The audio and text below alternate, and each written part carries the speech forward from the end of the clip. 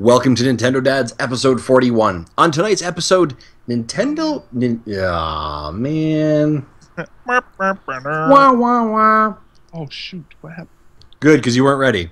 No, I just realized that my Price is Right music is not in my thing for some reason. Your Price is Right music? Yeah. Do you think you can find the Price is Right music while I vamp for a bit? I got it. We're in. We're clean good. up, liberal. What is that? That is a... It's a Tide commercial? No, it was a Stephen Harper or something Ah. commercial. For those of you that are on Twitch right now, this is how the sausage is made. Yes, it is. Sausage. You ready? All right, I'm good to go. What? In 2, 1.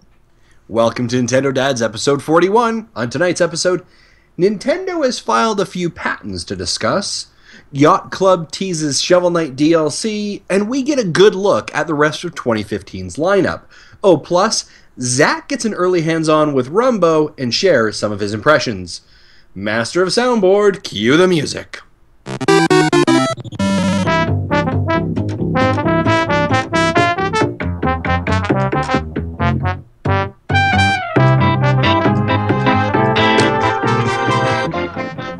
Hello, everyone, and welcome to the Nintendo Dads Podcast. My name is Zach Erickson, and tonight is August 26th, 2015. Joining me tonight for this wonderful evening of Nintendo discussion, Justin Masson. What's going on, Justin? Not much, buddy. I am stumbling. I had my wisdom teeth taken out on Friday, and I'm still feeling a little bit. My jaw's still not working the same as it usually does. I don't think so. Did they put you on the drugs? They did. They said breathe into this mask, and then I woke up like an hour and a bit later, feeling really good about a lot of things in life. Nice. Is real life? Except my mouth is still pretty sore, so my speech is still a little bit shaky. Speaking of shaky, joining us as well is Jesse Waldak from VG Tribune. What's going on tonight, Jesse? I have no comeback this week. I didn't see that. You one. never have a comeback. Well, I at least try, but this week I didn't see that coming. I'm not even going to try. Yeah. Well, right on. No, we're excited to be here, everybody. It's good to be here once again. It feels like this week, I don't know, the last couple of weeks, I mean, we've had some guests on, we've had some fun stuff going on, but I feel like tonight we're kind of getting back into where we're most comfortable, and I'm just excited to be here tonight. So it's like a good pair of slacks we're putting back on. It's comfy. Exactly. So let's head into the news, shall we? Do it.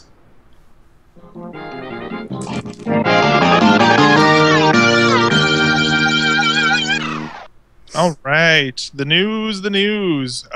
Starting off, you guys, this was a crazy week. Oh. And I think we can kind of get into it a little bit later, just for a minute. But it feels like this was a week that needed a Nintendo Direct. It did. It really did. There was so much stuff going on. Like, so much was announced, and this infographic that they've released, which is a really nice infographic. It's basically like an updated version of the one they gave at E3, but it's no Nintendo Direct, but No. it is the timeline. It feels like something I could put on a mouse pad. Yeah, exactly. Like it does look like that. So, Or but yeah, wallpaper on a multi-display system. Yeah. Seriously, spanning the whole thing. So, and I don't know. So let's basically get into that. I think that's the big news of this week is, obviously basically the rest of the year laid out for us, other than a few things that they're still calling Holiday 2015.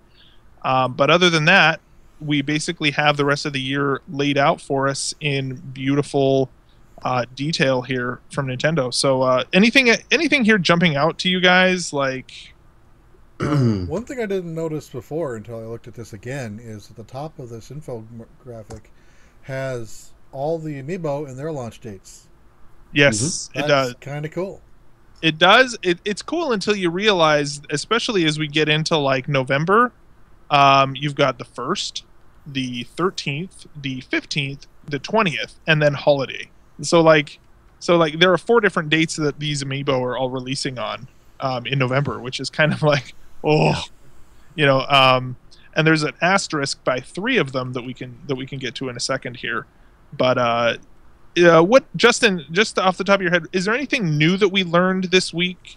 Yeah, we we did learn a couple of new things for sure. And I'm just going to kind of pop those up high level and we can bat them around and discuss them. The first thing that we did learn is that they are creating a bundled package for new Super Mario U and new Super Luigi U. And that's going to be for about $60, and it's combining the two games into one disc. That's coming up in October 16th of 2015. We didn't know that originally, so that's a new one that kind of did pop up at the surface. I thought they did that already, or was Luigi U just its own disc at the time? That was its own digital. They didn't do an actual like release disc. They did do it. They did double bundle set. Yeah, it wasn't a double bundle. It was a single single disc release. So they were each their own discs. Exactly. Yeah, so they double bundled this one. I think the other one that really popped out that a lot of people kind of were a little bit shocked about was actually on the exact same day, October 16th, Yoshi's Woolly World. Now, we knew Yoshi's Woolly World was announced. However, what we did not know was the Megaton Yoshi that was going to be announced. And this is, we knew before Yarn Yoshi was they had a plushie that you were able to get with it, probably the same price as most Amiibos. But now they have this other one that is gigantic. And is running for retail price in the U.S. at $40. Now, that's not even the game, folks. That's just the Yoshi at $40. And apparently when you tap it on the gamepad, it creates a large, gigantic Yoshi in the game as well. Does it? Because I thought that I had heard that it was just like exactly the same as the Yarn Yoshi. No, from what I read, it creates a large Yoshi. Oh. Okay. Yeah. So I thought that those were kind of interesting. The other things that we came out that we did not know much about. Fatal Frame is going to be hitting North America, November 22nd. That is a eShop exclusive, and the first couple levels in Fatal Frame will be available for you to play for free, and then you'd have to purchase it as well. And that's coming out November 22nd, so just before October. Halloween. October 22nd. October 22nd. October 22nd. So those were kind of the big things that popped out for me. Everything else we kind of knew. I'm looking at this one again, not to like totally contradict you, but I'm looking on IGN here. It says Mega Yarn Yoshi triggers a second Yoshi to use during that stage. So really? It doesn't say that it's huge. What does IGN know? I know. I'm sure they've got. Who knows? All right, get Pear back on the phone. Yeah, we'll call up Per Schneider again and be like, "Hey, Per." Yeah. You're probably right. IGN's probably right. I'm most likely wrong on that one. Yeah, I just wanted to make sure we weren't giving information out that we weren't 100% on. So, but yeah, I think looking at this, like Fatal Frame, I think that's a really good move. It makes sense that it's digital only in North America, although for people who don't have an external hard drive, I feel like that's a game that might be hard to it's like a full 3D game. I don't know how big of a game it's going to be, but I would anticipate that it's going to be fairly large. So I don't know. We'll see on that one what the download size is. But as far as other things in here, the other one as far as Wii U, and then we can move on to 3DS in a minute. But on Wii U, we have the Super Mario Maker Wii U bundle, which is a Walmart exclusive, which you can pre-order now. The sticky part with this one is that the classic Mario 8-bit amiibo is an exclusive to this $300 bundle. So now you're saying that is the brown and red, or is that the red and blue?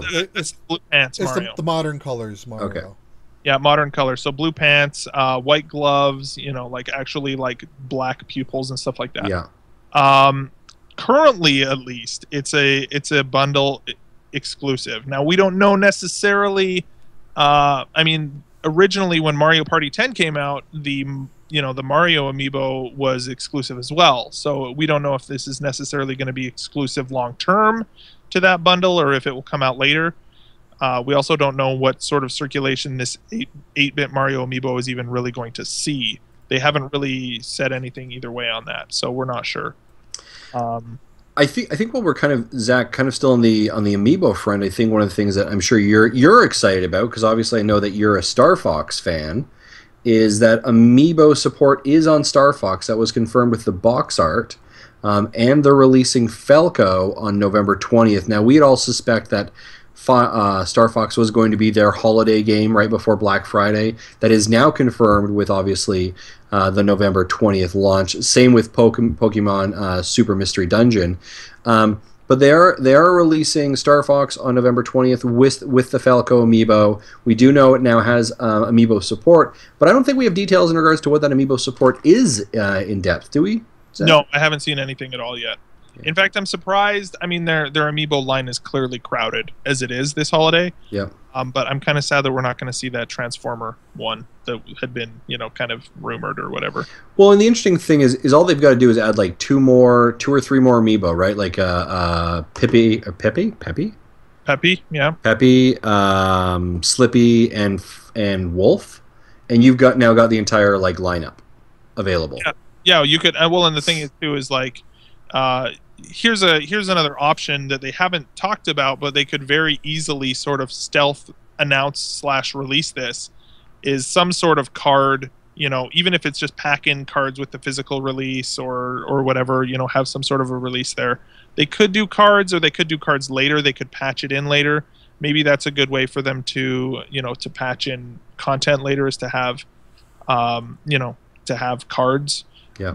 I think that would be a good idea. In fact, maybe I'm alone here, but I'm kind of to the point where I would prefer to have the amiibo be cards instead. I like As much as I love the figures, like I love having figures. I don't really want any more figures, but I still like the functionality, and so I want to see them use that card format more. Looking into December as well, Xenoblade is on the 4th. Xenoblade Chronicles X. Devil's Third announced for the 11th, which... That's an interesting move. and then Amiibo Festival, and Animal Crossing Amiibo Festival, and Mario Tennis Ultra Smash, both slated for the holidays. I'm going to call it now. I think Mario Tennis gets bumped. One of them definitely will. I think that you're probably right. I think Mario Tennis will, because I think Amiibo Festival is so keyed up with the use of their amiibos, and that's banked for them. Amiibo Festival will probably end up being Xenoblade, launched with Xenoblade. Yep. Yeah, I think something soft. I'm going to use the word soft and cutesy. Has to kind of take that spot. That was the spot we saw Captain Toad at launch last year. Big match for that. Sorry, Devil's Third isn't soft and cute. Yeah, here's the thing: is I don't know how much they're gonna make on Devil's Third. Like the early reviews for that, I think it's such a niche market. And I know that even last week when we talked with Eugene, we talked about how Xenoblade Cross is a niche of a niche of a niche. Yeah. It feels like they need something there to make them bank in that holiday. So I think they're going to move Amiibo Festival up, and then Mario Tennis might get bumped. Yeah, I'd agree with you on that, Zach. Especially since what do we know is coming for next year other than Fire Emblem, Cross, Shin Megami Tensei, Zelda? Is there anything else? I can't even think. The first party's looking real thin. Yeah, so I think Mario Tennis could easily be a Q1 title for Wii U. Yeah. And they'd actually, I feel like they'd be smart to do that, actually. Yeah. So yeah, and again, looking at as far as the Amiibo, just going back to that for a second, Mewtwo coming out on the 13th of November, which is nice. The small green Yarn Yoshi is exclusive to the game bundle currently listed. Ooh. And which I think you can now order in North America. I think so. In fact, I also saw on at least Amazon.ca you can also pre-order Chibi Robo. Shut the front door. So go check that out. At least you could. I don't know if it's still there. I almost did at one point pre-order it, and then I decided not to. I might still do that. So that's 3D, or that's Wii U and Amiibo so far. Anything that we missed here? Disney Infinity's coming out in a week. Yep. Which Disney Infinity, I'm totally okay being a year behind on that game, considering the investment on those games too. So. Yeah, I think the biggest thing for people to remember is we have definitely got games for the next 4 months to play. And okay, which after this summer, thank goodness. Yeah. I still think it's funny with Super Mario Maker being released on the 11th of September. September. Even in the commercials, they use those words, 11th of September, on the screen. Remember. I sent a text to Zach today talking about the day we have to pick up Mario Maker, and I literally said, it's going to be an expensive 11th of September. Yeah, totally. Okay, hang on. I just want to look up one thing real quick about these Animal Crossing cards, because we got... Then didn't we find out today that Bowser Jr. is going to be a Toys R Us exclusive? Or is that just North America? Yes, Bowser Jr. is Toys R Us exclusive, and Dr. Mario is Target exclusive. So in Canada, that means that we will be... Oh, Justin disappeared on this video. Yeah, just the Dr. Mario is Target exclusive. Yeah, I'll see if I can get a Bowser Jr. and the 8-bit classic color. Those are the two that I've kind of got my eyes on. The ones that I'm looking for, I mean, 8-bit Mario, obviously that one's just rad, and it's like a cool, because it's the 30th anniversary, it's a cool collector's item. As well, I think that the other one I'm really looking at is the Pikmin one, just because I loved Pikmin 3, and I like to have a good sort of representation of different franchises in my Amiibo collection. So I think Olimar is a really cool one there. So let me see here. Jesse, did you see it all? Now, how much of the Pokemon games have you played? I can't remember. Are you like a Pokemon fan? I played a little bit of XY and kind of fell out of it after a few hours. Then I didn't even try the remakes of Ruby and Sapphire. Okay. Cool. Yeah, because so basically one of the things that came up in this most recent Justin has like disappeared. What has happened to him? He's like gone. It's just like this weird empty space with this sad bunny on the video. It's not even sitting upright. I know, it's like this bad posture bunny. You should get a screenshot of that and use it as our image. That's awesome. Totally. There we go. Oh, you even heard the screenshot sound on the. Cool. So wait till Justin rehears this. Yeah. So for a Pokken tournament that was announced for, which was there any question that this was going to come to Wii U? This was announced. Pokemon Championships, which was over the weekend. My brother's a huge fan. I've just got the video playing here, so you probably hear a second of it here. But basically, didn't that just recently hit arcades in Japan?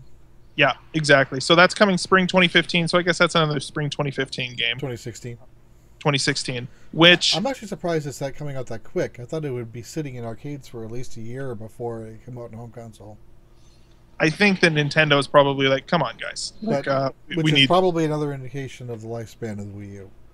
Yeah, honestly, you know what? Looking at this, looking at this footage, it's freaking, and it's beautiful. But at the same time, it's also running arcade. This is the arcade game that they're showing footage of in the trailer, not the final, the Wii U version. So basically, like, it's coming spring 2016. As of right now, I wouldn't be surprised. Last year we saw Mario Kart 8. The year before that we saw Splatoon.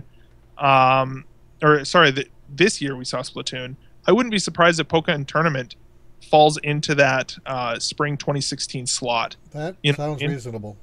Because it seems like that's the same, like Mario Kart and Splatoon. Both of those are kind of playing to that demographic where I need a really fun, exciting game for the summer. What am I gonna have, right? And so Pokken Tournament sliding into that seems cool. I don't know. Other than that, it looks really fun. I watched a little bit of the stream. It looks pretty cool. So I'm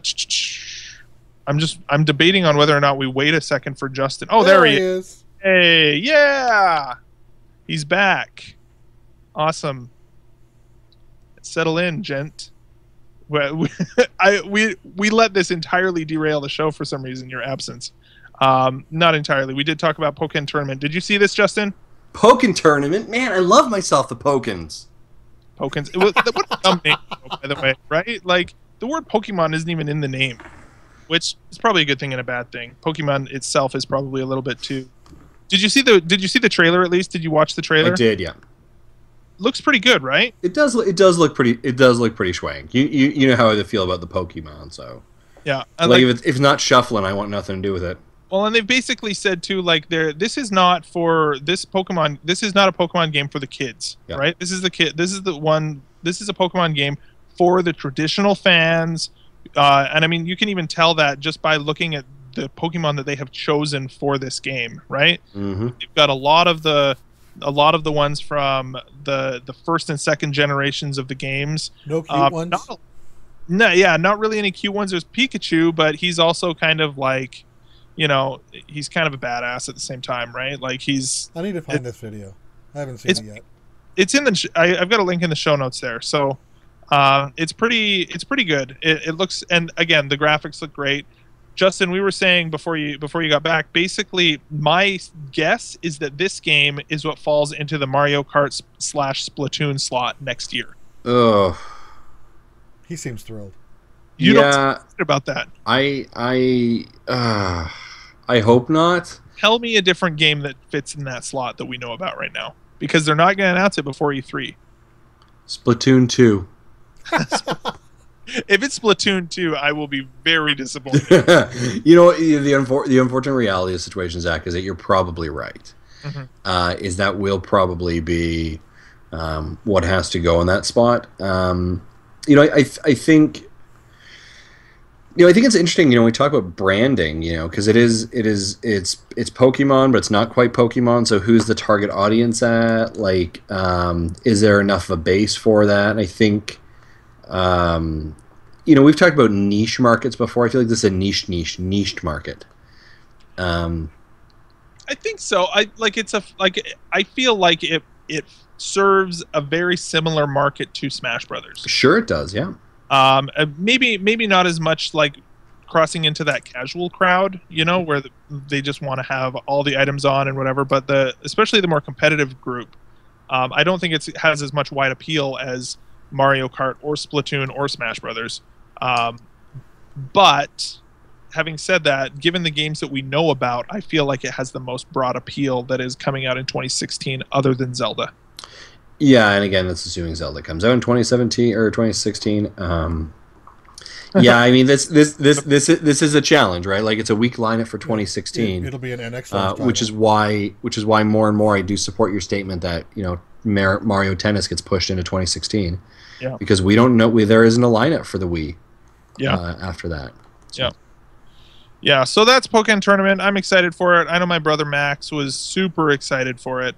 He's a huge Pokemon fan, and he was like watching the Twitch stream for the Pokemon Championships all through the weekend.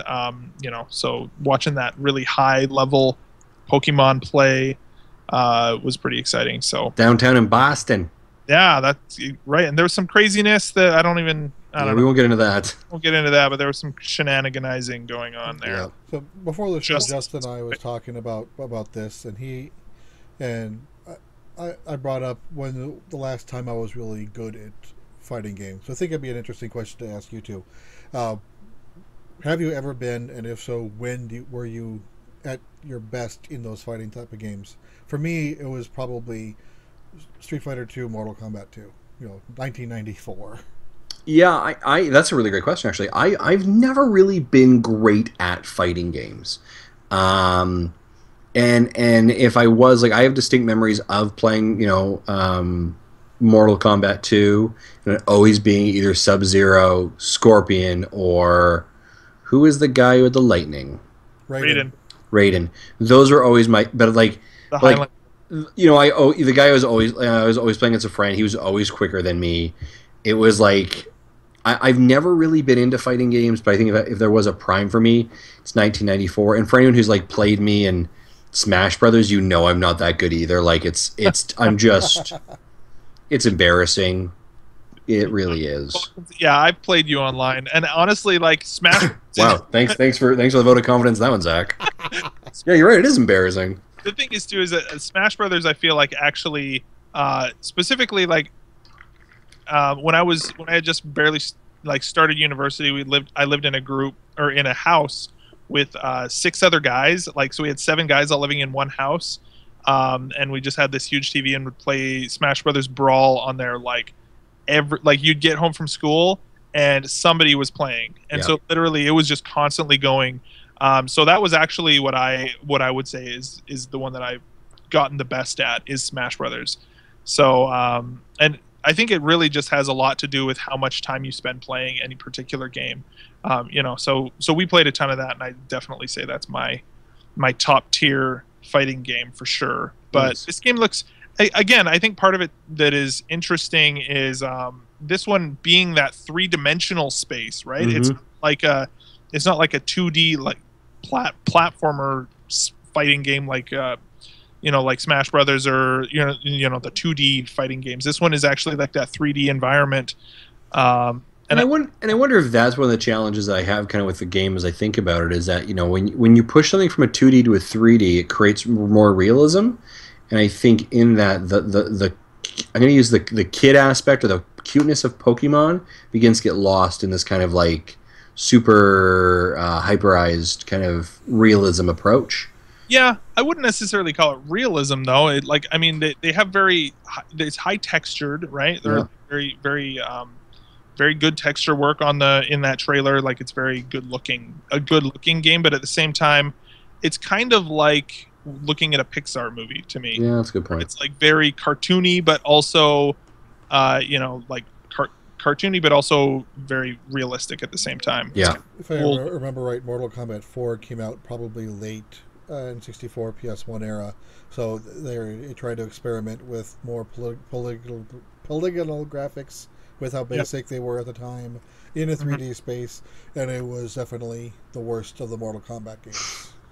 Although one of my favorite games growing up was Virtua Fighter 2, which was awesome. I had that game on the PC and I would play it in the arcades. And that, if you want to talk about like early 3D fighting games, that was definitely it. So there they take the whole political point, they want it to look that way. That was the point. Yeah, because it was supposed to look like virtual reality, and right. Even back then they took as minimal polygons as possible, just to make it to try to keep the frame rates up so people wouldn't vomit. Exactly. I love that. I love that skin on. I love that skin on Smash Brothers of Akira in that for the Mii Fighters. Anyways, let's move on. I'm gonna just play a little bit of this music here. We're moving on to the next thing here, and we got an awesome new trailer for. Can you guys hear that? Okay. Okay. Yep. I just want to play a little bit of this because the music got me so pumped up for this game.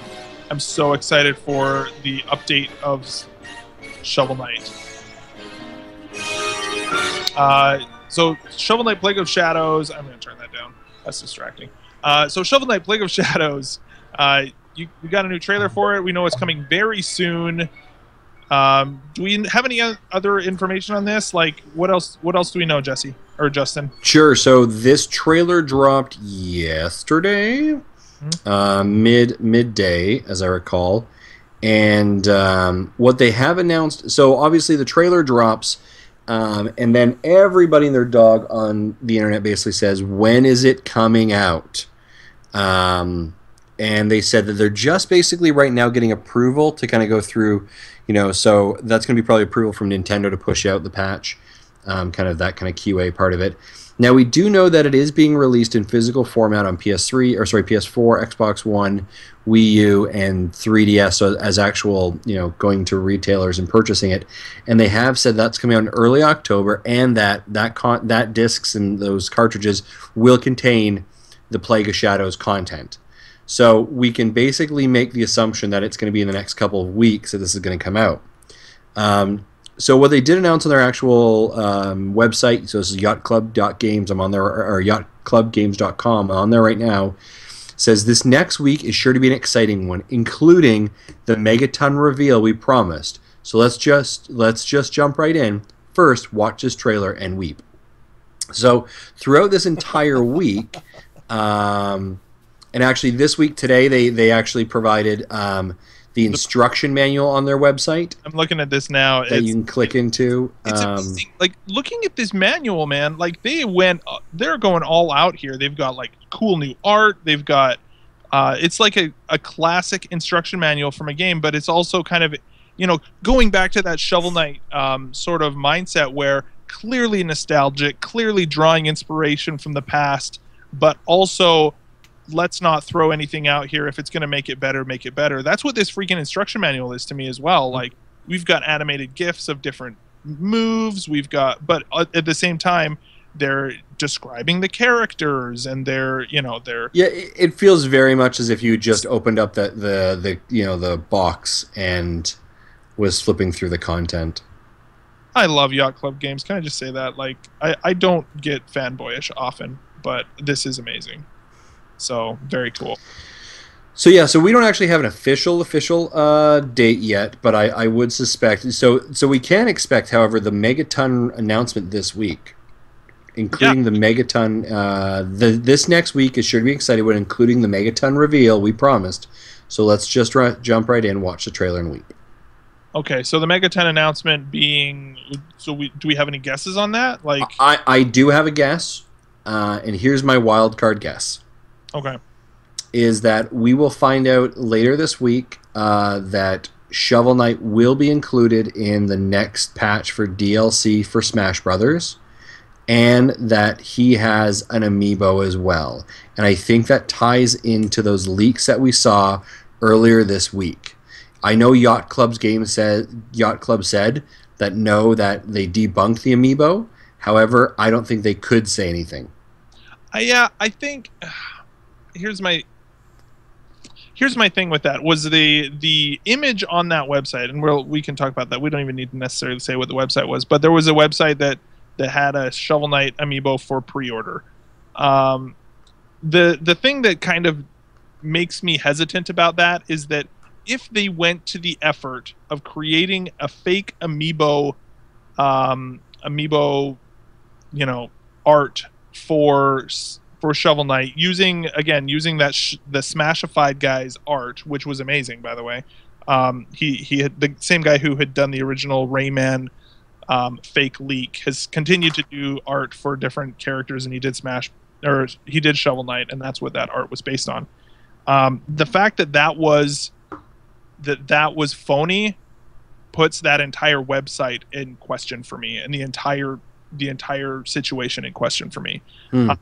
So I'm not necessarily saying that would be that proves that Shovel Knight is not coming to Smash Brothers. I think that it's actually a really, really good idea, but I don't think that it's on the grounds of that weird leak that came out. Does that make sense? Yeah, it does. I think that it just supports a little bit of that, but that's just No, yeah, I agree. I definitely think the cards just feel a little bit too. They do, and even if he's not in Smash Brothers, it would be a really cool. Nintendo has even since day one has said we're open to having Smash Brother, or we're open to having third party amiibo and having other people make amiibo. Maybe Yacht Club Games has got some merchandising in place and they're making their own. Yeah, and that could be. Like, I know that Yacht Club Games had announced earlier in the year that when they talked about the Megaton announcement, they did say it's for, the Megaton announcement is for Nintendo fans, and by the way, it's not what you all think it is. And I think everyone thinks it's Smash, so maybe I'm wrong in that. And to your point, maybe they've made their own amiibo, maybe it's their own, I don't know exactly, but maybe they've got like that retail release has an amiibo bundle. That would be insane. That would be amazing. I would definitely rebuy that game for that. And maybe they're throwing in their own amiibo integration as well, right? Maybe you can be Mario in there, but you have to have an amiibo or something. I don't know. Anyways, that's pretty awesome. I'm super excited for Shovel Knight. Like I said, when I saw that trailer, I was just like, as soon as I saw that there was a trailer, I was like, all right, everybody, like, I just need to go and find a quiet corner and put in my headphones and turn it up all the way and like, don't talk to me. It's relish in this moment. I'm so excited for that. Right on. So a few more stories. I'm going to jump around just a minute here. Justin, I know you're going to be excited about this next one. Pokemon Shuffle is live on the iOS App Store in Japan right now. I know, right? Everybody is shuffling. Did you try and open a Japanese? I didn't. I don't want to ruin that experience for me. I want to wait till it comes to North America. Cool. Yeah, but that's live in Japan, so I'm assuming that we'll see it soon. It's got to be coming soon, folks. Got to be coming soon. But that is a thing. I would say within the next month. That will be here.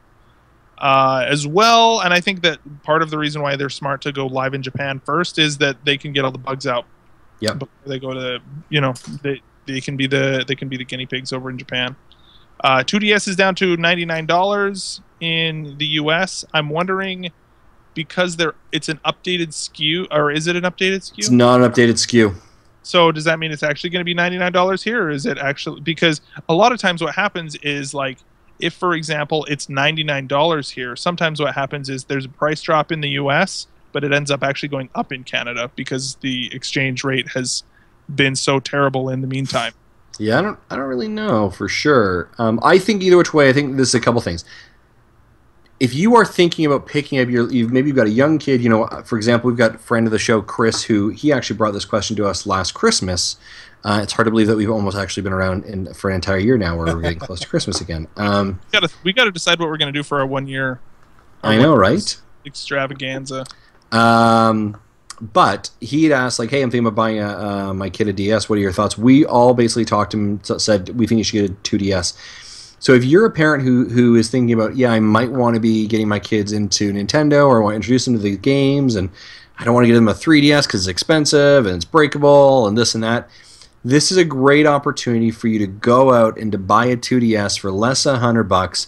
It comes packaged with Mario Kart 7, which is a fantastic game. Is it a digital copy? Or? It's a digital copy packed in. I think it's eShop code as opposed to eShop code. Yeah, that's right. Oh, that's good then. That's nice. And so this begins. The price drop begins on August 30th. Those 2DSs are really durable. My Chris comes over here and visits quite often. Brings his son Liam. He's got the 2DS with him. He's running around the house. They're playing. There's street passing. The thing looks like it freaking can jam a door closed or open if you wanted to. It's like a wedge. It's like a big old loaf of bread. But for an entry level Nintendo handheld system, you cannot go wrong at that price. So I would highly recommend it for you parents out there if you get a chance. And totally. My little prediction about this is because the 2DS is going down, but none of the other 3DSs are. Yep. I think this is liquidating. I think once these 2DSs are gone, we're not going to see them again. So if this is what you're interested in, you might want to jump on it soon. Yeah, I kind of have a theory very similar to yours, Jesse. Here's what I actually think. I think they are opening up the doors for a third level DS that comes in there. Oh, I see where you're going with this. Yep, and this is where the new 3DS Not XL takes that place at the $150 mark. So they phase out the 3DS XL. They're phasing out the 2DS. No, the 3DS XL, the 3DS XL, the regular. They're still selling that thing too. Yeah, so they're going to sell the 3DS XL. I thought they phased that out when $200. The new XL. Yeah, so the new 3DS XL will be charged at $200. The 2DS will be at $100, and the faceplate one will be at the $150 midpoint mark. Mm. And then they'll probably phase out all the old 3DSs. Yeah, they'll phase out all the old, and they're going to have a 3-tiered handheld system approach. Well, ultimately back to 2 if the 2DSs do phase out. No, they won't. They won't phase that one out. You don't They're think dropping. They will? No, they won't. They will drop that point because that's the entry level. Yeah, that's true. That's too valuable of a. That is a gateway drug for them. And the thing is too is that if they have cut the manufacturing costs, then they can afford to cut the price for it. $99 is kind of a crazy Trojan horse if you think about it, for considering the size of the 3DS library right now. Yep. Plus, you get a game already ready for it. Have a lot of those sold though? Because I've never seen one of those in the wild. Oh yeah. Oh, I've gone to like Comic-Con events and stuff, and you see the kids carrying them tons. For kids like under the age of, and Zach, I guess maybe your son's probably in his prime age. Yeah. It probably works perfectly for because I guess I don't hang around with the younger kids anymore. And Jesse, really, that's a good thing, right? I mean, we don't need to try and get Jesse bailed out of money. That was kind of where I was going with that. Yes. Today's episode is sponsored by trying to get Jesse bail money because he decided to hang out with the kids at school and figure out what happens. Yeah, so that's I think that's pretty cool. And honestly, Is that just revenge over the iMessage message I sent out about the It, potential title? it may have been. nice. So finally, we've got some news about patents. Justin, you put these in the notes here. What's exciting about this stuff here? Yeah, I think I think a couple of things. So Nintendo did file a patent, and I want to think this was Thursday or Friday of last week. Like it was shortly after we recorded. The couple things that we do have to bring to attention regarding the patents. The first one is that they're filing a patent for a game console without an optical disc drive. So when we're talking about an optical disc drive, we literally mean a current spot where you put a disc. Now, there are a couple assumptions I've been running through the internet because obviously, like good Nintendo sort of journalisms that we are, we watch other shows and try and debunk other theories. The first theory is that this is literally Nintendo basically creating a Nintendo Wii U Lite, where it doesn't have a disc drive at all, and it's just the Wii U. I guess never mind. Sorry, go ahead. It's all digital, that kind of stuff. The other point to it is that this is potentially the file patenting for the NX. So it could be one or the other. One or the other. Yeah. I would lean probably toward the latter, just because in order to do a full all digital Wii U, they're going to have to do more than 32 gigs. Correct. And that's going to get expensive since it's all solid state.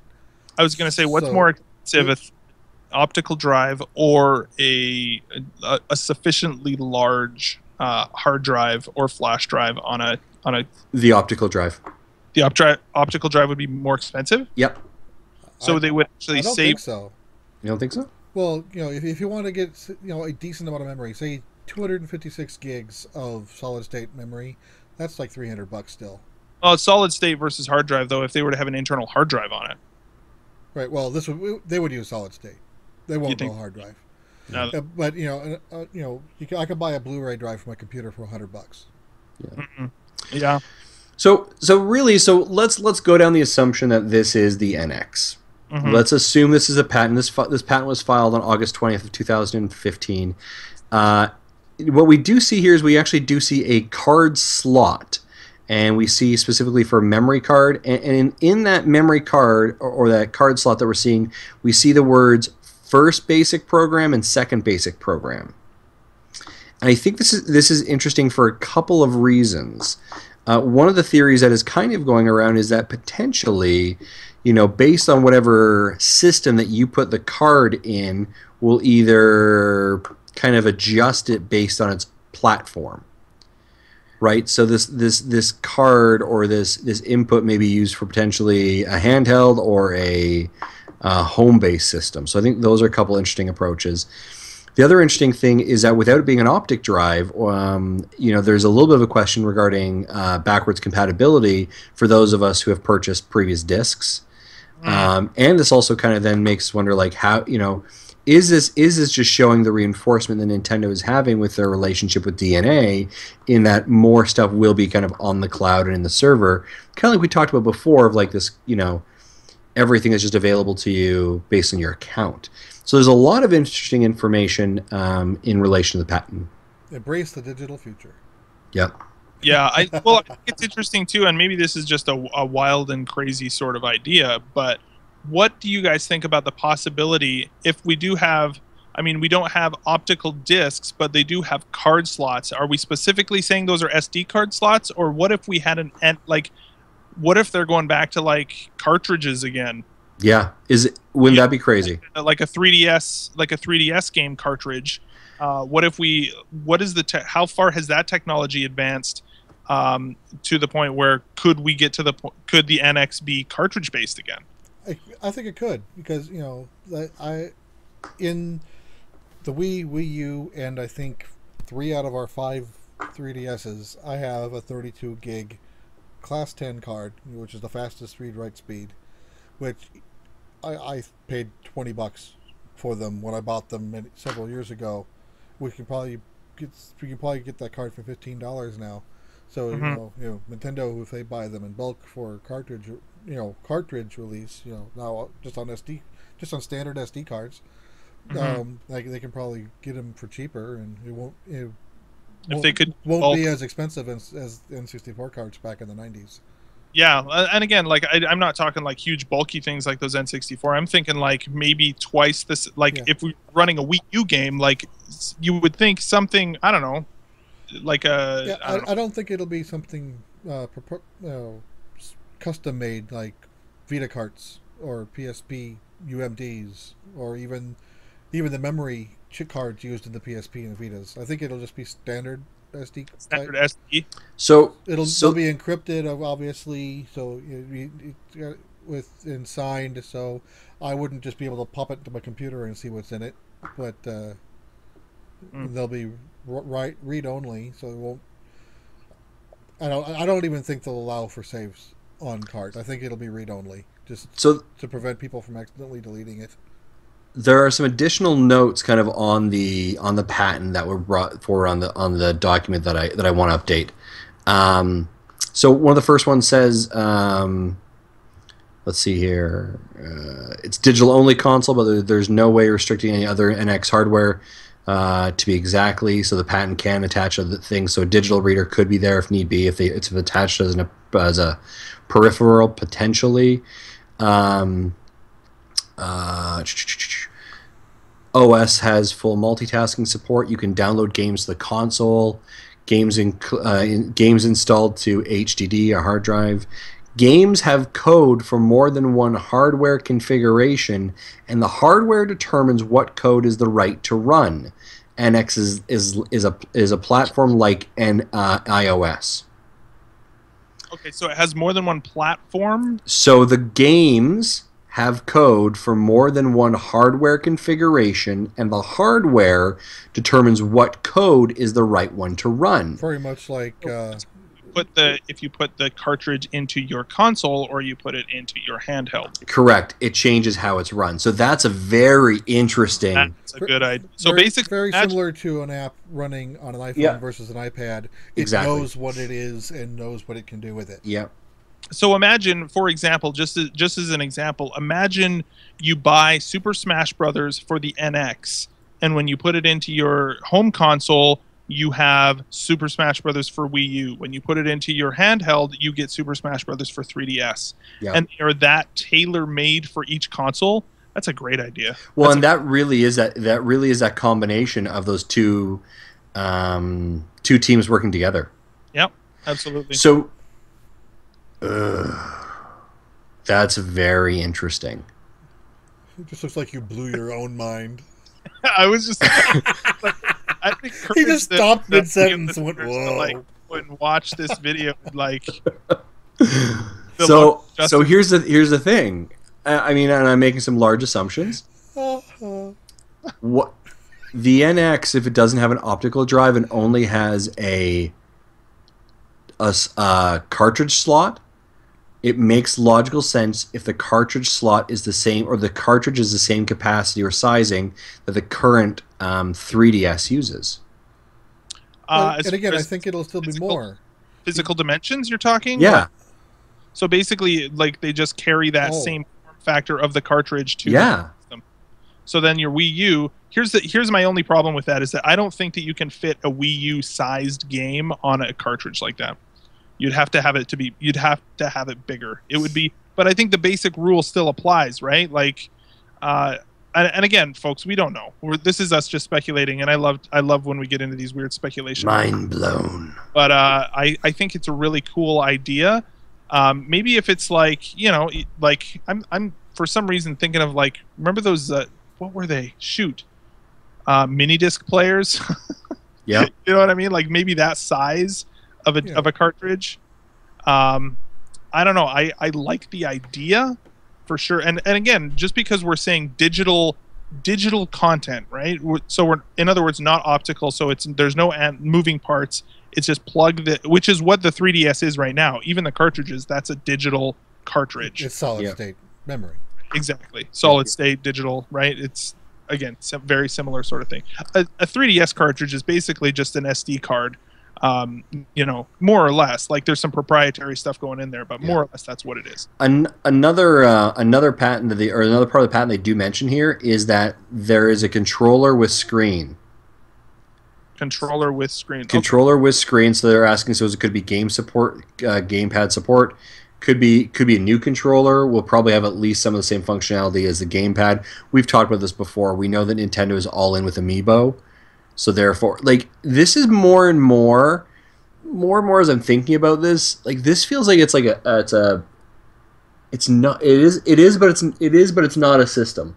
Like, I don't think it's new. Well, they've even called it a platform, right? They've called it a platform in the past, and I wouldn't be surprised if people who are worried about the backwards compatibility of this, they could very easily release like an external optical drive. Yeah. That would enable backwards compatibility. But if it's not included in the system, that means that it's going to be cheaper to manufacture. It's going to be, well, what if, and I know the question was last week that we all kind of joked about, like, what if it really is actually just a systems patch, but they offer a new SKU. So there's a systems patch which will bring you up to NX level, but we also have the one if you currently don't have a Wii U, you can purchase the NX. Here's the NX system, which you can purchase. It doesn't have an optical drive, but it has this handy dandy slot that you put things into, right, for your game. So tiny. But for those of you that have a Wii U currently, you can either use your current Wii U pad or use your current Wii U and just buy this peripheral, which allows for that cartridge slot to occur. Mm-hmm. What if it's just slight modifications to our current systems?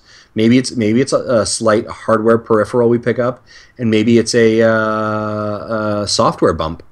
Well, here's the thing with that is that I don't know what Nintendo's incentive is to not release this as an entirely new console. Yes, that would be really cool, but they have a much greater incentive releasing this as an entire kind of separating themselves from the Wii U name, which is synonymous with console failure. Yeah. So they have an incentive to kind of start from square one again, and also all of the people who probably are guaranteed to get it already have Wii U's, so they're going to make way more money by releasing it as a totally new platform. Yeah. Do you remember when like Sega had like the Sega 32X, and it was all peripherals you kind of put on to the, like, it was a monster. Yeah, you just built a system. Then you slap the CD drive on top. Yeah, of that. slap the CD. I wonder if could imagine if the NX is just building a system. I don't think they would. And then you slap the peripheral and let you play Master System games on it. Yeah. Whereas the system a foot tall before you're done. Yeah, well, the alternative though is instead they manufacture this pretty compact, entirely digital system that is probably cheaper to make. That my guess would be, at least, and therefore they can come out at a really competitive price right out of the gate, and also, they're separated from the Wii U. It's like this rebirth of Nintendo home consoles. By the way, you can also buy this new version of Gamepad 2.0, which, hey, look, kids, it's got this second screen on it that you can take, so you can take it with you, and it's kind of like your 3DS was, right? Like, there's a lot of. I really like that idea of the 3DS basically being the gamepad. Yeah. And so basically, when you buy it, maybe you don't even necessarily need to have a gamepad. Maybe the console comes with a cheaper version of it, or maybe you can just buy it without a gamepad. I think that they learned that part of what made the Wii U such a hard sell was the fact that you had to have that gamepad, and that gamepad was expensive. Yeah.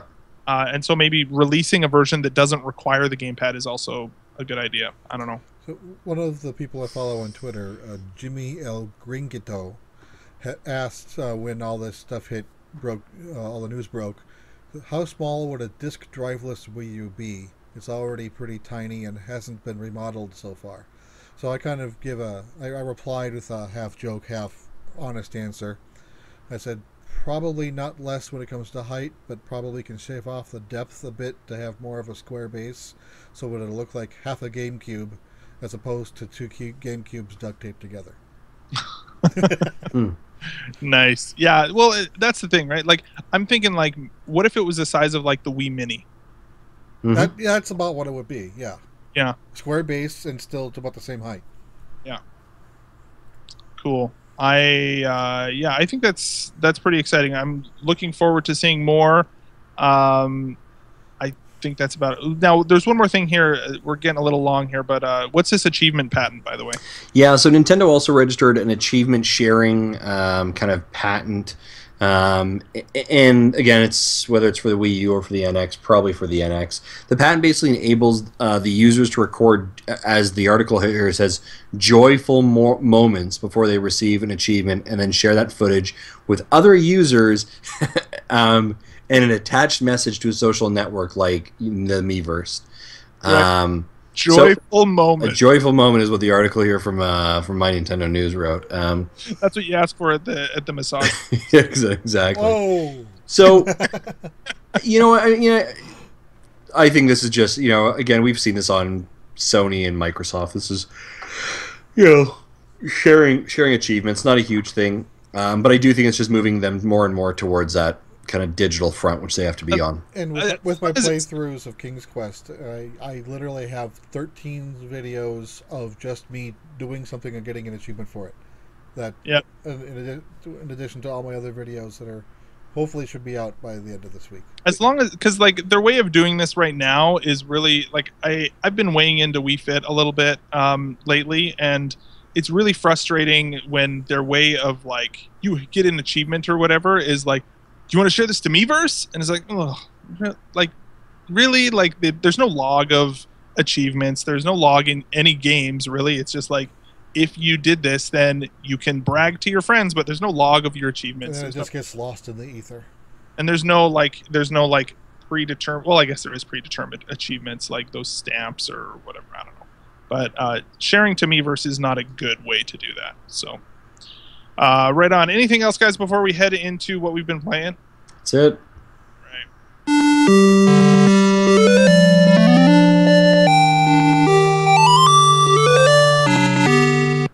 All right. So I'm going to go first this week because I played Runbow today. Ooh. Runbow, for those of you who are unaware of what Runbow is a multiplayer, potentially up to 9-player party platformer game. Imagine like a side-scrolling game where there's 9 of you, and it's totally crazy. There's actually multiple different game modes. I haven't tried out all of them yet. I mostly tried the adventure so far today, but there's actually 4 different modes for multiplayer as well. There's like a race to the finish, last man standing sort of mode, what looked like some sort of a, from what I could gather at least, like a King of the Hill or like a capture the flag sort of thing, where basically you hold the crown for the longest amount of time, and then something called Color Master or something like that, where it's actually like people versus the person with the gamepad.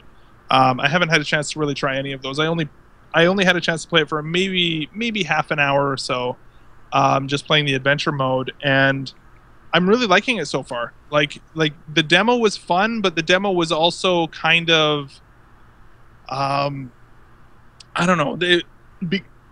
Sorry, because they didn't have a lot of the sort of finishing touches on that game. The bells and whistles of the presentation, so to speak. It wasn't as impressive as it probably could have been otherwise. Whereas now, like when you start the campaign adventure mode, it's very, there's lots of cool little cutscenes and stuff like that so far. And you're unlocking. The one thing that I'm really impressed with so far is the unlockables and achievements in this game. And almost right off the bat, I'm like 3 or 4 episodes in, or 3 or 4 levels in, and I'm playing through a level where I have to run to the end of the level, but I have to break through and dig through some earth or whatever, right? Like punch my way through these rocks in order to get to the end of the level, because the level is like kind of, it's like that sort of auto advancing level mechanic, and I have to break through these rocks. And after I break through, I think like 10 or 15 rocks or something like that, all of a sudden a little achievement pops up in the top right hand corner. It's like, oh, you broke so many of these things. And then the next thing it shows, it says, unlocked Rusty. which of course is Rusty from SteamWorld Dig, right? So I'm immediately like, oh, wait, what? Because those characters weren't in. You don't start with all of those characters.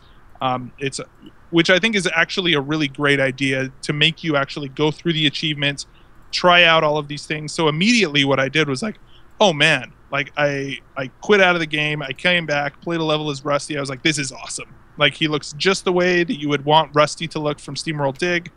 And I immediately went out and looked for the achievement list in the options, which is actually in the options, which is kind of a weird place to put them. But whatever, you know, it was kind of hid away in a menu somewhere. But so I immediately start like looking through these achievements, and I see one that says do 10 ground pounds, and I'm like, that sounds like a Shovel Knight achievement if I've ever heard of one, like a butt pound sort of thing where you're going straight down and landing on the enemy. So I go back into a level, you know, do those 10 ground pounds on a single level, you know, kill 10 enemies with a ground pound, and sure enough, I unlock Shovel Knight, and I'm like, yes, this is awesome. So first impressions are really, really fun. The cool thing about it too is that it also kind of has its own art style, so you're not just unlocking, you know, like they are all of these characters in the art style of Runbow, right? So the proportions are all relatively the same.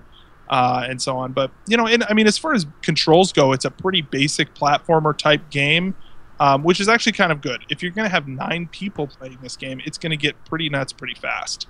So I'm excited for it. I'm looking forward to playing it some more. I'm going to see if I can get some people to come over, or maybe get my cousin to come over and play some Runbow and get as many people as possible. It also has a play online feature, which if either of you guys are thinking of getting it, or if anybody out there, I think it comes out tomorrow, Justin? It does come out tomorrow, yeah. Yeah, so if any of you are looking to play some Runbow online, hit me up, and I will definitely, I would love to give that a shot as well. So, yeah, that'd be great. But yeah, Runbow, I'm excited. And also, it should be noted as well that anybody who downloaded the demo during E3 will get a discount if you buy this game. 15%, isn't it? I believe so, yeah. So, yeah, it should be, you know, get a little bit of a discount on that game. So far, it's getting great reviews, and I'll be putting I just got my copy today, so I will be putting my review up probably in the next week or so, and once I get through the main content of the game. So, yeah. Justin, what have you been playing this week? Yeah, so as I mentioned at the top of the show, I had my wisdom teeth taken out on Friday. You are a less wise man. Yeah, I am definitely a less wise man. I made the same joke earlier. And so it was a really casual, kind of laid-back weekend of kind of laying on the couch. My wife was taking care of me. So I took the courtesy of just taking my DS with me down to the couch and playing down there. And I just played more of A Link Between Worlds. And such a fantastic game. I've mentioned it before how much I love that, but I just getting further and further into it. And I just, you know, sometimes when you're playing a game, you just hope that as engaged as it is, as good as it is, you just hope it doesn't end. And you know, and it's a game that I know eventually will end, and I don't want it to. I really want to savor it. It's such an amazing game, but I do want to have it done before Triforce Heroes comes out, and I'm really excited for Triforce Heroes for 3D, or for 3DS. So that's kind of it. I played a little bit of Splatoon with the girls again as usual because they love that game. Mm-hmm. But you know, my hype is getting more and more real for Mario Maker, and those are the kind of things I'm doing. Yeah, that's right. That's like less than 2. That's like 15 days from now. Yeah, I think you have a countdown for it, don't you, sir? I have this app on my phone that's like a countdown app. So it is like 15 days. Nice. So yeah, 14. Actually, it's probably 14 days and 23 hours because it's at 10 o'clock. Yeah, you guys are digitalizing it, right? I got the digital style. Only because I don't trust my children with CD drives after I sent it away that one time. So. Oh, chips. Thanks for returning my chips, Nintendo. Yeah, how about you, Jesse? What have you been playing? Well, I'll just keep mine short and sweet. I haven't been playing anything new. I finished up Picross C6. I did a 100% run on that in just over 28 hours. Holy, that's awesome. Which is about the same time as all the other ones. I think they've all landed in the 25 to 30 hour range. And how much is that game? $6. Yeah, like dang, man, that's awesome. Yeah, if you like puzzle games or like Picross, You can't go wrong. You know, there is a ton of content in there for your $6. You know, and then I finished up King's Quest. I 100% trophied that. Holy cow, dude! And again, as I mentioned earlier, I've got, you know, like 13 of the trophies. I've got videos for ready to go. Thanks, Fox. And then yeah, I think I've got a total of 30 to 35 videos total, just of other weird things I found. I collected all the puns and made one big montage. It's like over 10 minutes long. I think that's my favorite video. So I'll be pushing them out on my YouTube channel, probably tomorrow. Nice, right on, dude. That is awesome. Well, what do we got next here? Well, hey, Justin, it looks like we have next a little thing that we like to call the question of the week. Question of the week. Let's keep our music. Hey, thanks for coming back, guys. The question this week, question of the week, ladies and gentlemen, is what's the most embarrassing game you have in your game collection? What's the most embarrassing game you have in your game collection? Zachary, let's start with you. Most embarrassing game. Embarrassing because it actually was probably one of the worst games I've played in a really long time. It's actually not Nintendo related, but it was X-Men Destiny for the Xbox 360. Jesse, did you hear about this? Do you know about this? I have no idea. It was this game I think it was by one of the last games by Silicon Knights, who did Eternal Darkness. Really bad X-Men game. Just terrible, sort of like action RPG style. But yeah, for the most part, it was super bad. It was really embarrassing. What about you, Jesse? The only game I can think of, you know, and it's more of a, you know, it's the type of game that when you play it, you just hope no one's watching.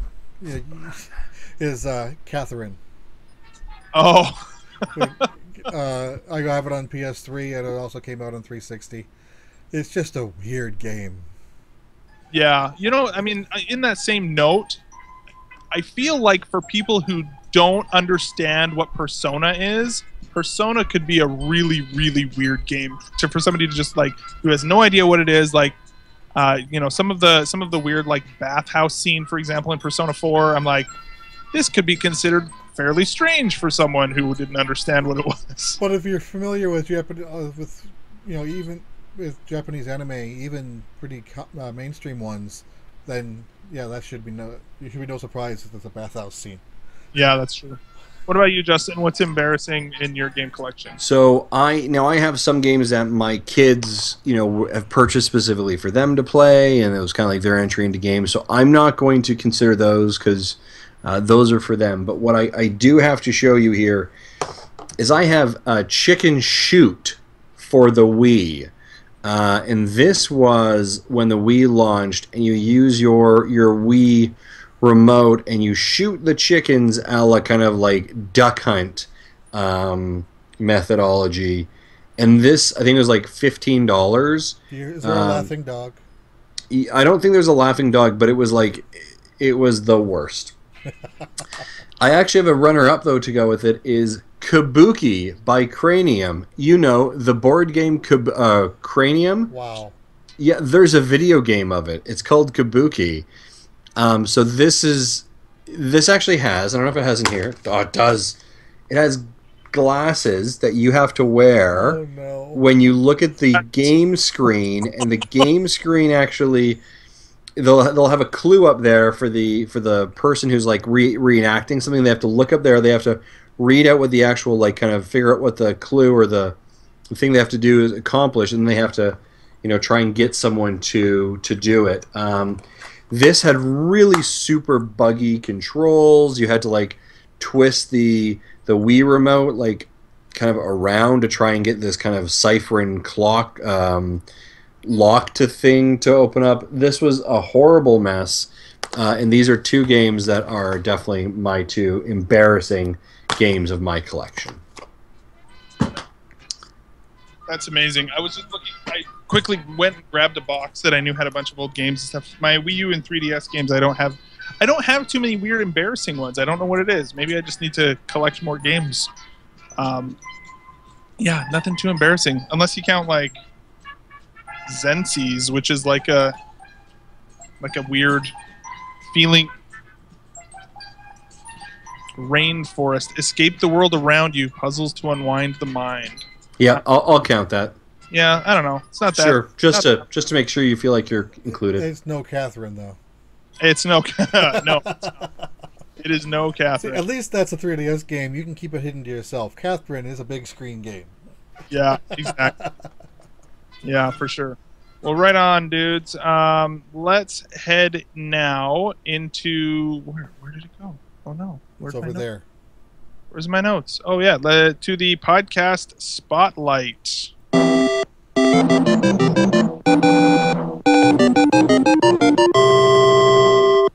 Of course, the Nintendo Spotlight or the podcast Spotlight is our segment, our new segment where we talk about podcasts that we personally enjoy or that we also just like about about Nintendo or about parenting or about gaming and parenting or whatever. This week, I think it's important that we, of course, and of course, not all weeks are going to be podcasts that everybody probably already listens to. But this particular one is, and so, of course, we're going to be talking just for a few minutes about Nintendo Voice Chat from IGN. For those of you who don't listen to it, it's one of the greatest, or not, I shouldn't say the greatest. That's not really the word I want to use, but it's one of the keystone or the hallmark Nintendo podcasts out there. It's probably got the most downloads of all of them, Jose and Brian and Per, who of course we've had on the show, talking all about Nintendo, and it's always great. I don't know about you guys, but it's really interesting to me to always hear what they have to say about the industry, because they kind of have that little sort of that eye into it. They have a little bit more access to Nintendo. Yeah, they get the inside baseball approach sometimes. Exactly. Yeah, for sure. So I don't know. What, Justin? Are you a listener to that show? Oh, absolutely. Yeah, it is probably, other than our podcast, my number one favorite podcast that I make sure we download every single week is, and they record on a Thursday night. It comes out Friday. It's one of the things I look forward to on a Friday. It's like my kind of bookend to listening to them. They do a really great job. I think Jose and I think Brian really balance each other out. I think Per comes in there with a great level of experience and having been in the industry as long as he has. They obviously do take it more from they have a bit more inside baseball because they're play testing games weeks before anyone gets their hands on them. They go to E3. They have live coverage. Their show's an hour, so a little bit less than ours, but it's a fantastic show. I'm surprised they were able to keep it under an hour. I was about to say, I'm surprised that they actually are as strict as they are about that hour-long time span. I'm almost like... They have the last couple episodes I've noticed they've been floating up to like 115, 120. They're getting more in our category. I think they feel like they have to compete with us. Yeah, I mean... that happens. A few weeks ago, their topics almost mirrored ours. Yeah, and that was awesome. That's a funny thing that and I don't want to try and bring it back to just how awesome we are. But I'm okay taking a moment there. So we record Wednesday nights. We go up on iTunes on Thursday. I listen to us Thursday, and then actually Friday I listen to IGN. There are very often times where we are almost talking the identical, and our responses are very close to it as well. So I think that's a little bit of a makes me smile when we do that. And I think we have also received iTunes reviews saying that we're kind of like an IGN light, which kind of made me smile because I think that's a really great compliment to have. So they're a great Nintendo podcast. If you're looking for a really good one to round out that work, and I think obviously the connection we had with Per when he came on a couple months ago and talked about it, definitely check their stuff out, guys. And sure. Since the podcast is related to their employment, they're probably one of the few podcasts that actually sit around a table and they can see each other and bounce off of each other directly, instead of everyone else going through a Skype call. like we do. Exactly. Well, and the funny thing is about that too is that you don't get the sort of interrupting that we get. I know, like we had that iTunes review, like, oh, it was really good, but I wish you wouldn't talk over each other and interrupt each other so much. It's like, have a good conversation over Skype and then you'll understand. Exactly. But yeah. So, but yeah, IGN Nintendo voice chat, awesome. I again totally recommend it. And with that, I can hear a postman in the distance. Do you hear it? Do you hear it?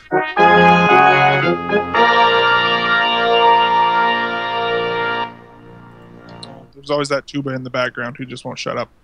Shut up, tuba. Because basses are awesome. I grew up playing cello, so there's... Nice. So we have just a single email this week from Chris. He says, "Hey, dads, my question is simple. What on earth happened to the Detective Pikachu game with the blue Pikachu?" I actually totally forgot this game was a thing. I have no idea what he's talking about. Okay, so there was a game. Remember there was a game where they were doing like tech testing of facial recognition, and they were actually like using my understanding is that they actually had some like facial recognition and facial capturing software, and like it was a thing that this Pikachu detective game was going to come out, and then it totally disappeared. Sounds horrible. I'm looking on Polygon.com. The Pikachu detective game may finally be announced next week, August 19th, 2014. It's like I'm picturing something that will end up looking like Seaman or something like that. That sounds horrible. It's super weird. If you don't know what Seaman is, Google it. You're gonna hate yourself at the end. Here, I'm gonna put a video. It's a glowing result there, Jesse. It gets people all the time to go to that. I'm gonna put a video into our Skype chat because I think it's important for you to see the horror that is this. That is this thing here. It's super weird. I'm scared. Yeah, it's really, really weird. So basically, yeah, I honestly don't know. I think it's dead. I think we would have heard about it if it's coming out. Then again, the Pokemon Company has said this week that Pokken Tournament is not the biggest release for Pokemon in 2016. So our hopes that this game could come back and be their hallmark title, even above Pokken Tournament, it's possible. I say with tongue firmly in cheek. Gen 7 for NX. Yeah. Oh, dude. You heard it here first. Can you imagine? Can you just stop and think about what you just said? Can you imagine if Nintendo came out next E3 and said, by the way, everyone, this is the NX. It's this wonderful hybrid system or platform system that we have where all the games are for both systems. By the way, the new Pokemon game, you're finally getting your first console Pokemon game because those platforms are now connected. We're guaranteed, provided that that it is a hybrid system or a hybrid platform, we are guaranteed to have that first console Pokemon game for the NX, right? And so imagine they announce the NX with Pokemon as a launch title. It'll sell 1 million units. Right away. It'd fly off the shelves, dude. It'd be insane. So yeah, looking at this video though, dude, oh, it's so weird. Skip into it about maybe like almost 2 minutes, and you can see exactly what's going on. Like they're mapping faces to Pikachu's face. It actually is more of a question here. It's just still images, but they were like doing weird stuff where they were gonna have Pikachu having some weird faces. It was really bizarre. So yeah, thanks for your email, Chris, and of course you can email us nintendodads@gmail.com, and we would love to read your voicemail or love to read your email on the show. Of course, you can also leave us a voicemail as well, and we'll read that at the end. He'll read your voicemails, and I'll read your voicemail. Watch your emails. Exactly. Also, we have a thing here. Where do I have something exciting? Some exciting music.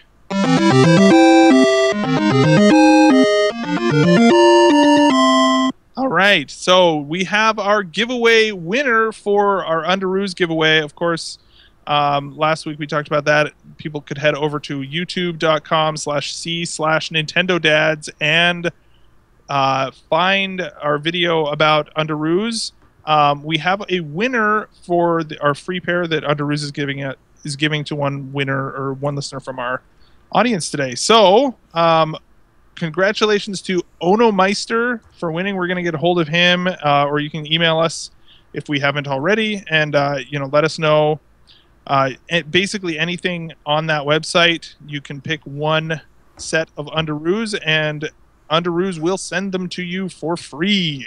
Anybody else who is interested in that, of course, Nindads, Nindads, at checkout at underoos.com will get you $5 off the order until the end of the month. So that only goes until August 31st, folks. So if you are going to do it, then do it. But again, thanks to Underoos. That was fun to have them around for August, and we're excited for. We're excited. Congratulations, Ono Meister. He said that he wanted to have Baby Mario riding Yoshi on his Underoos. So there you go. That makes sense. By the way, just a little fair warning on these Underoos.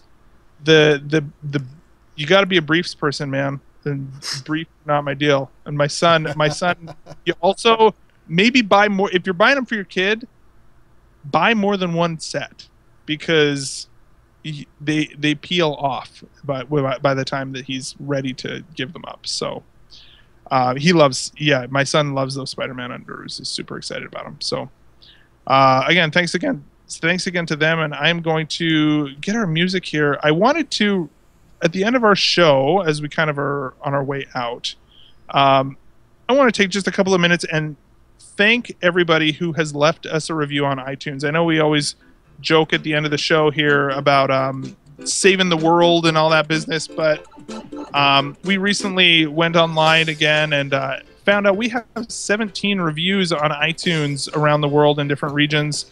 And so huge thanks to everybody who has done that so far. And for those of you who haven't done that yet, it only takes a minute and it really makes a huge difference for us.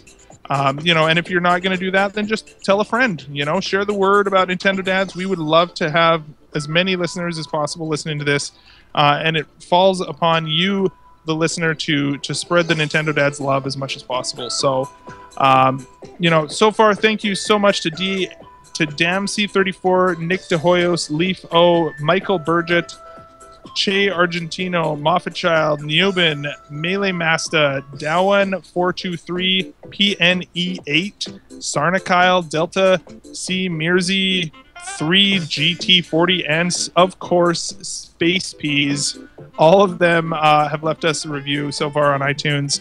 As a programmer, I take offense to that second to last name. Oh? 3 is not greater than 40, but okay. Thank you. Oh. Okay. Nice. Right on. Well, again, thanks you guys. And of course, if you want to change the world as well, one day at a time, head over to iTunes and leave us a review over there. We would love you for it. As well as we round out here, you can follow us on all the social medias. That's Twitter, Facebook, Instagram, and Nintendo Dads. Email us nintendodads@gmail.com, twitch.tv/Nintendo Dads, youtube.com/c/Nintendo Dads. You can call in and leave us a voicemail if you want. If you don't want to write, you never write, you never call anymore. That's 92925-NDADS. That's 92925632237. Big thanks to OC Remix for our music throughout the show, and of course to Carter Johnson for her amazing artwork. Check out her work at megacarter.tumblr.com. And once again, you can head over to iTunes, Stitcher, or VGTribune.com to catch the latest. Until next week, everybody, we'll see you soon. Bye-bye. Bye.